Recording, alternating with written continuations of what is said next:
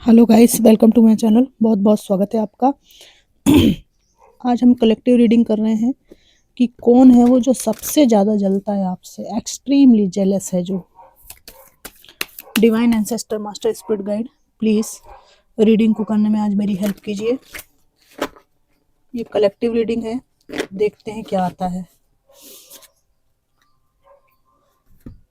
Who is extremely jealous of my viewers? सबसे ज़्यादा कौन जलता है मेरे व्यूअर्स से?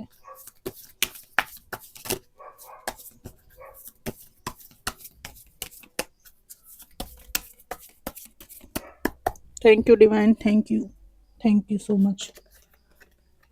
लीगल बैटल, ठीक है ना, जिसके साथ भी आपका है, ये व्यक्ति बहुत ज़्यादा जलता है आपसे क्योंकि आपको जजमेंट मिलने वाला। ओ माय गॉड, जस्टिस, ठीक है, जिसके खिलाफ आपने न्याय की मांग की है, जिसने आपका बहुत दिल दुखाया है, ये व्यक्ति आपसे जेलस है। जिसने आपके रातों की नींदें हराम की, वो व्यक्ति आज ऐसे चक्रव्यूह में फंसा हुआ है, कर्मा के ऐसे साइकिल में फंसा हुआ है कि इसको ऐसा लगता है कि मैं क्या कर डालूं कि मैं इस चक्रव्यूह से बाहर निकल जाऊं। उसका कारण ये आपको मानते हैं और आपसे बहुत ज़्यादा जलते हैं। यहाँ पर आपके इस व्यक्तित्व से भी जलने की बात यहाँ पर आ रही है कि आप बिल्कुल कट थ्रोट हैं, साफ साफ बोल देते।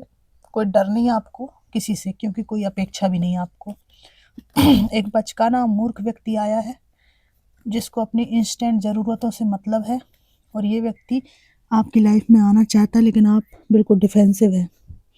यहाँ पर मुझे ऐसा भी लगता है कि आपके वर्क प्लेस के और कुछ सोसाइटी के लोग भी आप पर हावी होना चाहते हैं परिस्थितियों के कारण, लेकिन आप केवल अकेले होने के कारण इनसे दबते रहे हैं पास्ट में। पर अभी आपने इनके किसी भी हमले को स्वीकार करने की जगह बराबर डट के लड़ना शुरू कर दिया है, और ये लोग आपसे जेलस हैं।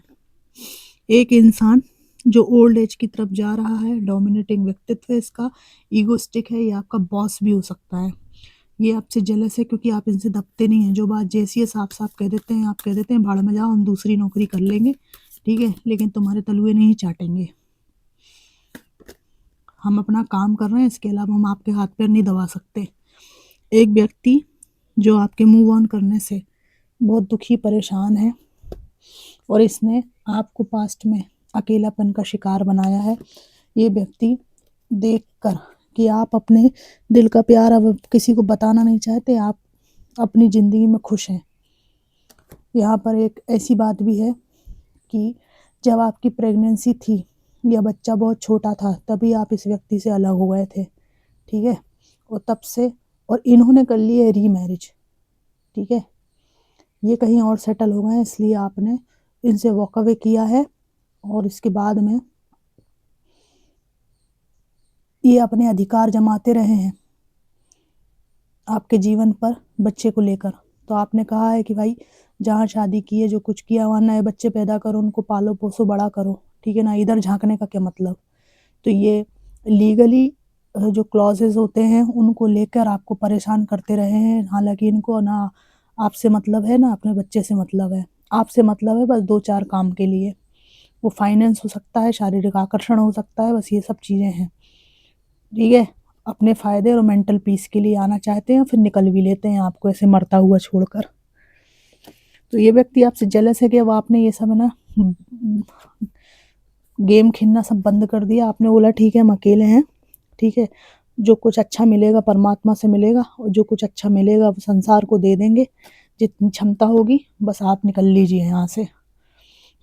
सेल्फ मेड पर्सन हो गए आप, इसलिए ये व्यक्ति जलता है आपसे। और यहाँ पर मुझे एक बात और बताती हूँ, 3 लोग दिखाई दे रहे हैं, 3 लोग जिनको आपने बिल्कुल पछाड़ दिया है। ये आपके कोई कलीग्स, घर के लोग, ससुराल पक्ष में कोई लोग, कोई तो हैं ये 3 लोग जो आपसे बहुत ही ज़्यादा दबे हुए महसूस कर रहे हैं। और यहाँ पर एक व्यक्ति जो आपके जाने के बाद, आपके वॉक अवे करने के बाद ज़िंदगी के बोझ ढो रहा है, ये व्यक्ति आपसे जेलस है। आप में से कुछ लोगों के लिए ऐसा है जहाँ की कहीं और शादी आपकी तय होने की बात है और भविष्य में अच्छा परिवार मिलने की स्मृतियाँ इनको आती हैं, मतलब ये इमेजिन ऐसा करते हैं तो ये जल के बिल्कुल खाक हो जाते हैं कि आपका जीवन कैसे बन सकता है। पर ये व्यक्ति आपको रोक नहीं पा रहा है, नहीं रोक पा रहा है आपको। फीमेल भी हो सकती हैं, ठीक है? नहीं रोक पा रहे हैं। ये चाहते थे कि आप जो इनकी जो एनर्जी है उसी में स्टक रहें, वहीं ज़िंदगी अपनी तबाह कर लें, पर आप मूव ऑन करके आगे बढ़ गए हैं। अपने लाइफ में, अपने परिवार में खुश हैं। ये नो कॉन्टैक्ट सिचुएशन में दूर हैं आपसे, तो इनको लगता है कि आपके जीवन में कोई है जिसने आपको अपनाया है, बच्चे सहित अपनाया है।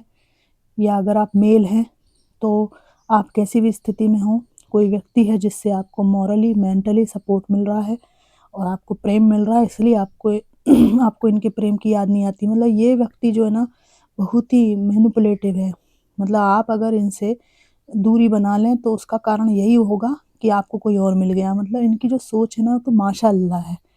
मतलब अपनी टॉक्सिसिटी को ज़िम्मेदार नहीं मानती ये नहीं मानते कि भैया मैं इतना टॉक्सिक हूँ कि सामने वाले को कोई मिले चाहे ना मिले, वो मेरे को छोड़ना चाहता है बस।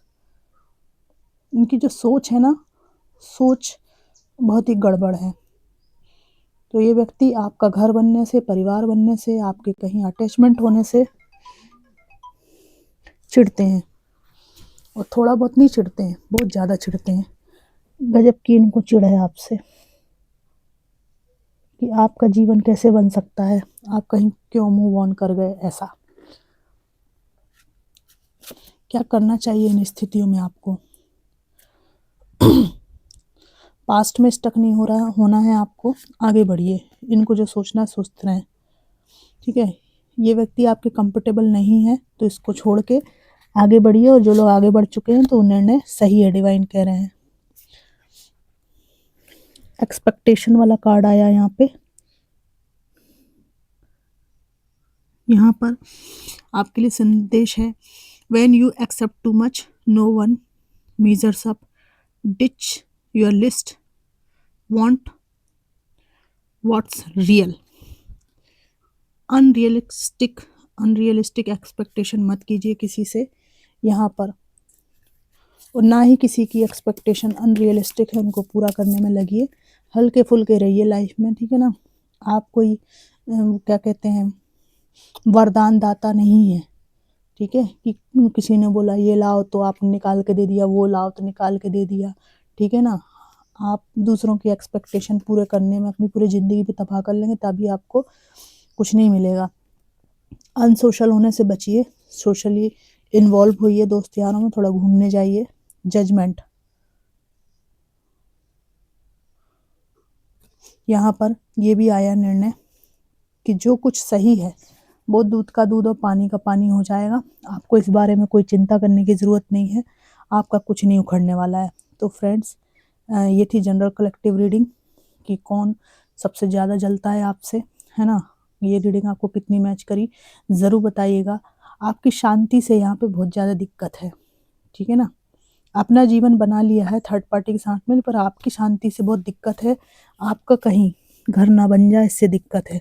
तो होती रहे भैया दिक्कत, हम क्या करें? जब आपके परिवार बनने से हमें कोई दिक्कत नहीं है, आपके इन्वॉल्वमेंट से हमें कोई दिक्कत नहीं है, तो आप हमारे लिए क्यों दिक्कत खड़ी करेंगे? ठीक है ना? Who are you? तो डरने की ज़रूरत नहीं है, है ना? दुनिया में बहुत सारे लोगों को बहुत सारी दिक्कतें होती हैं हमसे, तो क्या उनकी दिक्कतें देख के हम अपना जीवन जीना छोड़ दें? ऐसे थोड़ी होता है। कलेक्टिव रीडिंग थी, कमेंट बॉक्स में मुझे ज़रूर बताइएगा कितनी मैच करी। Thanks for watching.